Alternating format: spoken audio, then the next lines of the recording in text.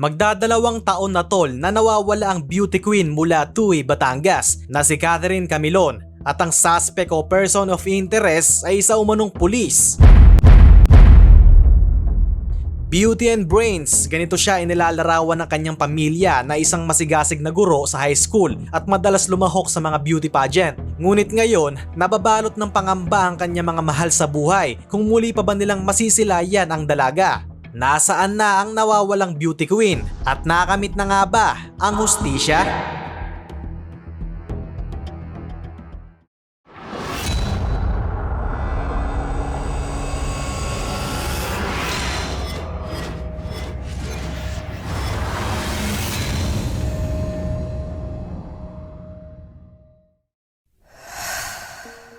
Si Catherine Manguera Camilon ay isang 26 anyos na guro at beauty pageant title holder mula Tuy, Batangas. Kilala siya bilang kandidata sa Miss Grand Philippines 2023, kinatawan ng bayan ng Tuy, at itinanghal ding Miss Fit Philippines noong taong ding yon. Bukod sa pagsali sa mga pageant, isa rin siyang high school teacher na tinitingala sa kanilang lugar. Masayahin at mapagmahal sa pamilya si Catherine, kaya't laking gulat ng mga kakilala nang bigla siyang mawala noong October 2023. October 12, 2023, bumiyahe si Catherine mula sa kanilang bayan sa Tuy patungong Batangas City para dumalaw sa isang meeting. Bandang alas 8:30 ng gabi, nakatawag pa siya sa kanyang inang si Rosario at sinabing nasa isang gasolinahan siya sa Bawan at papunta na sa Batangas City. Bago ito, namataan pa si Catherine sa Centro Mall sa Lemery, Batangas at yun na ang huling beses na nakita siyang buhay sa publiko. Matapos ang tawag na yon, hindi na muling sumagot ang kanyang telepono. Ayon sa kapatid niyang si Chinchin, palaging nagbibigay ng update si Catherine sa pamilya, kaya agad silang kinutuban na magdamag ng naka-off ang kanyang phone kinabukasan. Nag-post si Chinchin sa Facebook kinabukasan, nanawagan sa sinumang huling nakasama ni Catherine na magbigay ng impormasyon dahil hindi na nila siya makontak. Nang hindi na nakauwi si Catherine at hindi na makontak, agad itong inireport ng pamilya sa mga otoridad at nanawagan din sila sa social media para sa tulong. October 16, formal na idineklara ng pulisya na si Catherine ay isang missing person. Labis ang pag-aalala ng kanyang pamilya. Sa sunod-sunod na Facebook posts, nakiusap ang kapatid at mga kaibigan ni Catherine sa publiko na ipagbigay alam kung may nakakita o may alam sa kinaroroonan niya. Sa puntong ito, wala pang matibay na lead ang mga investigador at umaasa ang lahat na ligtas siyang mahanap. Hindi naglaon, may impormasyong nakarating sa pamilya tungkol sa personal na buhay ni Catherine na posibleng may kinalaman sa kanyang pagkawala. Isang malapit na kaibigan ang nagsabi kay Chinchin na si Catherine ay may relasyong romantiko umano sa isang lalaki na nagngangalang Police Major Alan De Castro. Ikinagulat ito ng pamilya dahil hindi nila agad nalaman ang tungkol sa relasyong ito. Nabatid lamang nila ito matapos nang mawala si Catherine. Dahil dito, napunta ang atensyon ng investigasyon kay Alan De Castro na noon ay nakatalaga bilang opisyal ng pulisya sa Batangas at may asawa at mga anak. Sa pag-usad ng investigasyon, lumitaw ang ilang saksi at ebidensya na nagpalakas sa hinalang may nangyaring krimen. Dalawang saksi ang lumutang at nagbigay ng salaysay na noong gabi ng October 12 sa isang subdivision sa Bawan, nakakita sila ng isang babaeng duguan at walang malay na binubuhat ng tatlong lalaki mula sa isang kulay abong Nissan Juke papunta sa isang pulang Honda CR-V. Nang makita umano ng mga lalaking iyon na may mga tao sa paligid, tinutukan pa sila ng baril ng isa sa mga suspect. Inilarawan ng mga testigo ang armadong lalaki na may natatanging tato at itsura. Nakalaunay nakilala ng pulisya bilang si Jeffrey Magpantay, ang driver bodyguard ni Major De Castro. Ang nakitang Honda CR-V na pinagsakyan sa biktima ay walang plate number o conduction sticker. Patunay na sinadyang itago ang pagkakakilanlan nito. Di nagtagal, natunto ng mga otoridad ang naturang pulang CR-V na inabandona sa isang bakanteng lote sa Barangay Dumuklay, Batangas City noong November 9, 2023. Sa crime laboratory examination ng sasakyan, tumambad ang maraming bahid ng karahasan. May 17 hibla ng buhok, mga fingerprint at 12 sample ng dugo na nakuha sa loob ng sasakyan. Matapos ang pagsusuri, nakumpirma ng PNP na ang DNA profile ng mga hibla ng buhok ay tugma sa DNA ng mga magulang ni Catherine. Ibig sabihin, sakay ng CR-V na yon si Catherine at malamang na doon nangyari ang karumal-dumal na insidente. Ang mga dugo namang natagpuan ay patuloy pang sinuri noong panahong yon upang matukoy kung kay Catherine nga ang mga yon. Ayon sa tagapagsalita ng PNP na si Colonel Jean Fajardo, hindi na ito basta circumstantial evidence lang. Pinatotohanan nito ang sinabi ng mga testigo na may duguang babaeng inilipat sa CRV at nagbibigay kredibilidad na si Camilon nga ang nakita nila. Dahil dito, lalong tumibay ang kaso laban sa mga suspect at prosigido ang pulisya na panagutin ang may kagagawan. Nag-alok pa ang otoridad ng 500,000 pesos na pabuya para sa sino mang makapagbibigay impormasyon tungo sa ikalulutas ng kaso. Patunay kung gaano kaseryoso ang mga otoridad na hanapin si Catherine at hulihin ang mga responsable. Sa pagtitipon ng ebidensya at testimonya, itinutok ng investigasyon ang pansin sa dalawang pangunahing suspect na si Police Major Alan De Castro at ang kanyang driver bodyguard na si Jeffrey Magpantay. Si De Castro ay nakabase sa Batangas at matagal nang kilala ni Catherine. Lumabas sa investigasyon na siya ang pinakahuling taong nakasama ni Catherine bago ito nawala.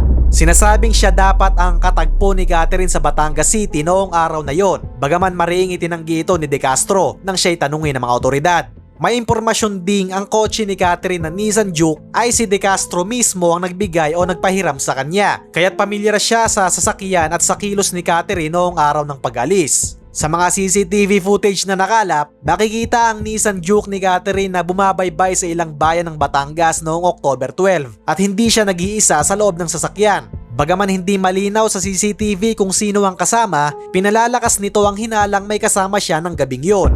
Ang pangalawang suspect na si Jeffrey Magpantay ay 34 na taong gulang at dating tauhan ni De Castro. Siya ang positibong itinuro ng mga testigo na isa sa mga lalaking sangkot sa pagdukot, partikular ang lalaking may baril at tato na nakita sa pinangyarihan. Lumabas rin ang balita na si De Castro at si Catherine ay may lihim na relasyon. Noong November 2023, sa kalagitnaan ng investigasyon, inamin mismo ni Major De Castro sa hepe ng CIDG na nagkaroon siya ng ugnayang labas sa kasal kay Catherine.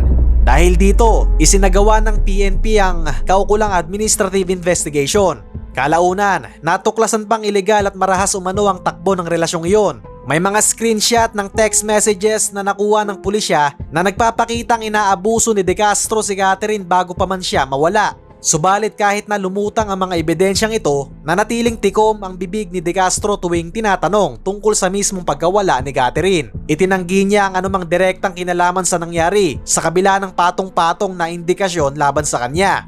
Dahil sa bigat ng nakalap na ebidensya at salaysay ng mga saksi, formal na kinasuhan ng PNP CIDG 4A si Major De Castro at Jeffrey Magpantay. Pagsapit ng November 13, 2023, naghain ang CIDG ng reklamo sa Batangas Provincial Prosecutor's Office para sa paglabag sa Article 267 ng Revised Penal Code, kidnapping at serious illegal detention laban kina De Castro, Magpantay at dalawang hindi pa nakikilalang kasabwat o dalawang John Does. Tinukoy pa sa ulat na si Major De Castro ay violent o may pagkabayolente, lalo na kapag nakainom at posibleng nananakit kay Catherine bago ito nawala.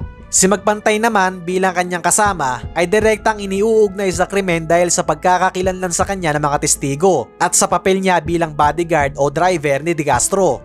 Habang isinasagawa ang preliminary investigation, napasailalim sa restrictive custody si De Castro ng PNP simula pa noong October 26, 2023. Ibig sabihin, bagaman hindi pa siya formal na inaaresto noon, hawak na siya ng PNP sa Regional Personnel Holding Unit upang hindi makatakas habang iniimbestigahan. Samantala, si Magpantay ay hindi agad natunton at naging subject ng manhunt. Subalit pagsapit ng January 9, 2024, kusang sumuko si Jeffrey Magpantay sa Balayan Municipal Police Station sa Batangas. Kasama ang kanyang kinakasama at abogado, voluntaryo siyang nagpresenta sa mga pulis bandang 11:59 AM at pumirma ng waiver of detention. Ipinakita ni Magpantay ang kagustuhang makipagtulungan at harapin ang mga bintang sa kanya sa legal na paraan. Kaya't pansamantala siyang kinupkop ng PNP para na rin sa kanyang seguridad. Dahil noon ay wala pang inilalabas na warrant of arrest ang korte, hindi pa formal na naarestong detain si Magpantay sa oras na yon. Pero kusang loob ang kanyang pananatili sa poder ng pulis. Sa patuloy na pagsisiyasat, isinailalim din si Major Alan De Castro sa masusing internal investigation ng PNP. Dahil sa kanyang inamin na pakikiapid at conduct and becoming of an officer, mabilis na gumulong ang prosesong administratibo laban sa kanya. January 16, 2024, tuluyang tinanggal sa serbisyo si Major De Castro ng PNP Regional Office 4A. Alinsunod sa utos ni Brigadier General Paul Kenneth Lucas at ang mismong direktor ng PRO 4A ang nagkumpirma nito. Ang pagkatanggal sa kanya sa tungkulin ay bunga ng napatunayang iligal na relasyon niya kay Catherine. Patunay ng kanyang paglabag sa ethics ng kapulisan at indikasyon na maaaring may katotohanan ang mga alegasyon sa pagkawala ng dalaga. Dahil hindi na aktibong pulis si De Castro, kinakailangang pakawalan siya mula sa custodial holding ng PNP habang wala pang warrant laban sa kanya. January 22, 2024, inianunsyo ni PNP Chief General Benjamin Acorda Jr. na pinalaya na nila si De Castro mula sa restrictive custody dahil sibilyan na siya at hindi na bahagi ng serbisyo. Tiniyak naman ng PNP na imomonitor pa rin nila ang kilos ni De Castro at agad siyang dadamputin sakaling maglabas ang korte ng warrant of arrest laban sa kanya. Kaya't pansamantala, parehong malaya si De Castro at magpantay habang hinihintay ang resulta ng formal na pagsasampa ng kaso sa korte. Ngayon, dahil sa mabagal na usad ng kaso at upang masigurong walang cover-up na magaganap, nagkasa ng sariling investigasyon ng Senado sa pangunguna ng Senate Committee on Public Order and Dangerous Drugs, komiteng pinamumunuan ni Senator Ronald Bato de la Rosa sa pagkawala ni Catherine Camilon. Sa isang pagdinig na isinagawa noong March 2024, ipinasubo ng komite sa Senado ang mga suspect at ilang resource persons mula sa PNP at National Bureau of Investigation upang mabusisi ang kaso. Si Senator Raffy Tulfo ang nanguna sa paghahain ng subpoena ad testificandum para mapaharap sa Senado sina De Castro at magpantay. Sa pagdinig noong March 19, 2024, humarap sa Senado si Major De Castro. Dito nasubok ang kanyang kredibilidad sa harap mismo ng ina at kapatid ni Catherine. Tinanong siya ng derechahan ni Senator Bato de la Rosa kung ang nawawalang beauty queen ba ay nobya niya. Ilang ulit na itinanggi ni De Castro ang anumang relasyon niya kay Catherine. Subalit hindi ito pinalampas ni na Rosario Camilon at Chinchin na present sa pagdinig. Agad nilang pinasinungalingan si De Castro sa harap ng komite. Sumabat ang ina ni Catherine at buong tatag na sinabi na girlfriend niya ang anak niya.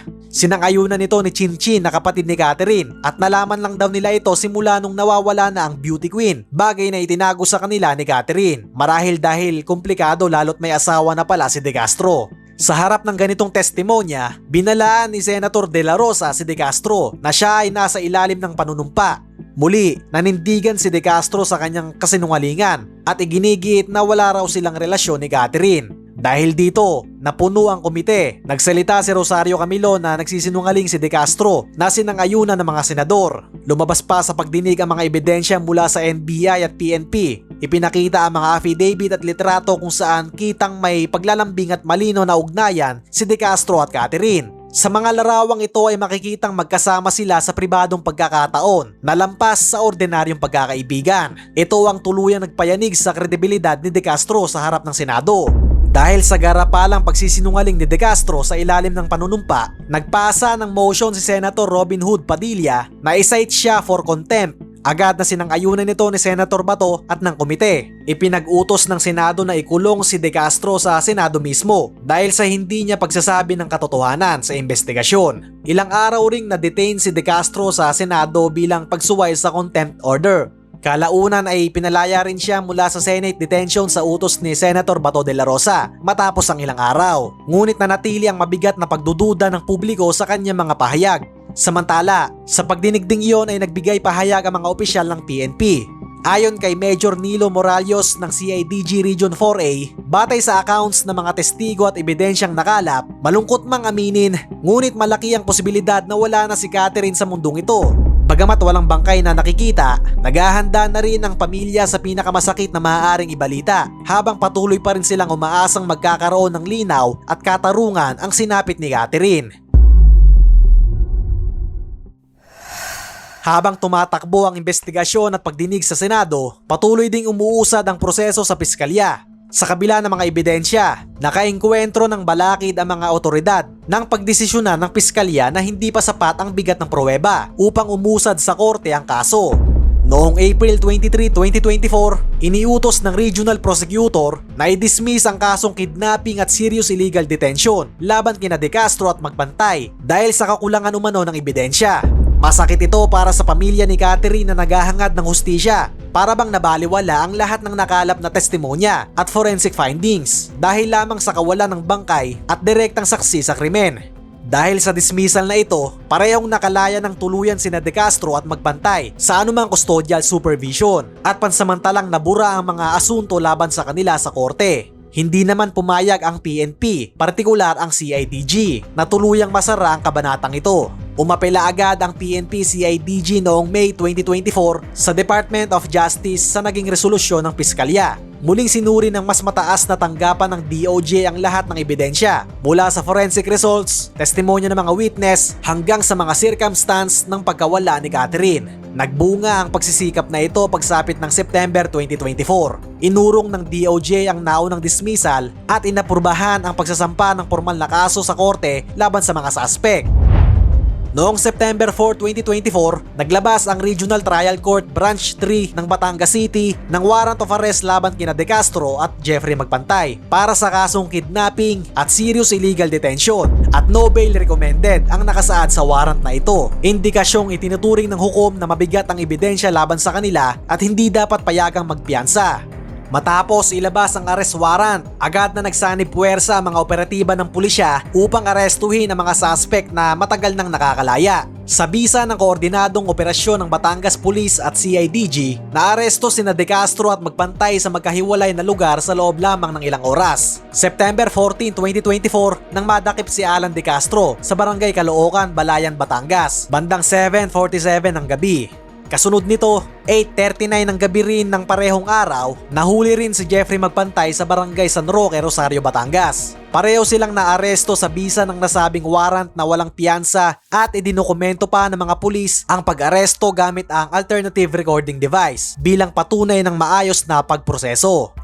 Masaya ngunit may halong pangamba ang pamilya ni Catherine sa balitang pagkakahuli ng mga suspect. Malugod na tinanggap ng pamilya Camilo ng balita na tinawag na isang sinag ng pag-asa matapos ang halos isang taon ng pagdurusa.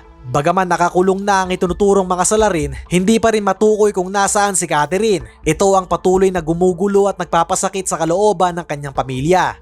Dahil muling naisampa ang kaso, muling naharap sina De Castro at Magpantay sa kasong kidnapping at serious illegal detention na ngayon ay nasa jurisdiction na ng Regional Trial Court sa Batangas. Pinabulaanan muli ni De Castro ang mga alegasyon at maging ang pagkakadawit ng kanyang pangalan, maging ang balitang nagkita sila ni Catherine noong araw ng insidente. Itinanggi rin niyang may relasyon sila ng dalaga, salungat sa unang pahayag niya sa CIDG at sa mga ebidensyang lumitaw sa Senate hearing. Sa kabila nito, nanatiling nakadetain ang dalawa sa Balayan Municipal Police Station habang nililitis ang kaso, lalo't walang inirekomendang piyansa ang korte para sa kanilang pansamantalang kalayaan. Ayon kay Police Lieutenant Colonel Chitadel Gawiran, tagapagsalita ng PRO-4A, naging cooperative naman daw ang dalawa nang sila'y arestuhin at hindi na nanlaban pa. Sa puntong ito, umasa ang ina ni Catherine na mapipigana ng mga investigador ang katotohanan mula sa mga suspect. Nangingibabaw sa kanya ang paghihirap ng kalooban na nakakulong na nga ang mga suspect pero ang anak nila ay di pa rin nila makita. Patuloy pa rin ang paghahanap ng pulisya kay Catherine. Gayunpaman, aminado silang wala pa ring lead o bagong impormasyon tungkol sa kinaroroonan niya. Sa kabila ng posibilidad na hindi nabuhay si Catherine, hindi isinasara ng kanyang ina ang pintuan na maaaring makita pa nila itong buhay o kahit man lang ang kanyang mga labi. Ang mahalaga ay magkaroon ng katotohanan at hustisya. Sa kasalukuyan, magdadalawang taon na ang lumipas mula nang mawala si Catherine Camilon, subalit nananatili pa rin siyang missing sa mga record. Hindi pa rin natatagpuan ang kanyang katawan o anumang tiyak na ebidensya kung buhay pa ba siya o hindi. Ang kasong kriminal na kidnapping at serious illegal detention laban kina Alan De Castro at Jeffrey Magpantay ay umuusad sa hukuman. Subalit nitong March 2025, isang balita ang ikinadismaya ng pamilya ang lumutang. Matapos ang ilang pagdinig, pansamantalang pinalaya ang dalawang suspect. Sila ay nakapagpiyansa at nakalabas ng kulungan habang hinihintay ang lubusang paglilitis. Ayon sa ulat, pinayagan ng korte na makapagpiyansa sina De Castro at Magpantay dahil sa mga konsiderasyon sa ebidensya at takbo ng kaso, sa kabila ng naunang rekomendasyon na no bail noong inisyu ang warrant. Umapila ang pamilya Camilon at mga taga-suporta, nagtatanong na nasaan ang hustisya. Sa isang panayam noong March 3, 2025, maring kinundena ng mga kaanak ni Catherine ang paglabas ng mga suspect. Pakiramdam nila ay tila nabaliwala ang kanilang paghihirap at pangamba. Malaya na muling nakakalakad sa labas ang mga pinaghihinalaan, samantalang si Catherine ay hindi pa rin nila matagpuan. Pinasasaan ng pamilya na sana'y patuloy na tutukan ng mga otoridad ang kaso at huwag hayaang mamanhid ang publiko sa sinapit ni Catherine. Sa kabila ng mga kabiguan, hindi pa rin nawawala ng pag-asa at pananalig sa hustisya ang pamilya Camilon. Patuloy silang nakikipag-ugnayan sa pulisya, umaasang may bagong impormasyong panglilitaw. Nananawagan din sila sa publiko na kung may sino mang may nalalamang detalye, kahit maliit na maaaring makatulong sa kaso, ay huwag magkatubiling lumapit. Maging ang Commission on Human Rights ay nanawagan na bigyan ng prioridad at agarang resolusyon ang kaso ni Catherine bilang bahagi ng pagtiyak na ligtas ang mga mamamayan at mananagot ang may sala. Pero nitong August 2025, ang isang malapit na kaibigan ni Catherine na siya ring huling nakausap bago siya nawala ay umatras bilang saksi dahil sa takot para sa kanyang seguridad. Sinisiguro ng otoridad na bibigyan siya ng proteksyon at hinihikayat siyang bumalik sa pagtetestigo upang makatulong sa missing beauty queen. Importante ang testimonya niya dahil maaaring magbigay ito ng bagong liwanag sa kaso, lalo na kung alam niya ang tungkol sa ugnayan ni Catherine kay Major De Castro. Sa ngayon, ang kaso ni Catherine Camilon ay nananatiling bukas at hindi pa nare-resolba. Wala pa rin katiyakan kung ano ba talaga ang nangyari sa dalaga matapos ang gabi ng October 12, 2023. Ang tanging klaro ay ang mga iniwang bakas, ang dugo ang sasakyan, ang mga hibla ng buhok, ang mga testigong nakakita sa karumaldumal na tagpo at ang mga taong pinaniniwalaang may kinalaman sa pagkawala niya. Bagaman burado na sa serbisyo si Major Alan De Castro at tuluyang nasira ang kanyang reputasyon, pananagutan pa rin niyang harapin ang batas sa mga susunod na paglilitis. Si Jeffrey Magpantay naman na siyang nakita ng mga testigo ay haharap din sa hukuman. Hanggat walang bangkay na nahanap o walang direktang pag-amin mula sa mga suspect, mananatiling isang misteryo ang sinapit ni Catherine Camilon. Sa tingin nyo tol, bakit tila nahirapan ang batas na ituloy ang kaso gayong may mga testigo, ebidensya at relasyon sa pagitan ng biktima at suspect? Patas ba na pinayagang makapagpiyansa sina De Castro at Magpantay kahit no bail ang una ng desisyon ng korte? Naniniwala ba kayo na may impluwensya o proteksyong politikal ang mga suspect kaya't nadidelay ang hustisya? Palagay nyo ba, may iba pang sangkot sa kaso na hindi pa lumulutang? Posible kayang cover up ito ng mas malaking grupo? At kung si Catherine ay isang ordinaryong tao at hindi beauty queen, palagay mo ba ay pareho ang atensyon na ibibigay sa kanyang kaso? Maraming salamat at mag-iingat kayo palagi.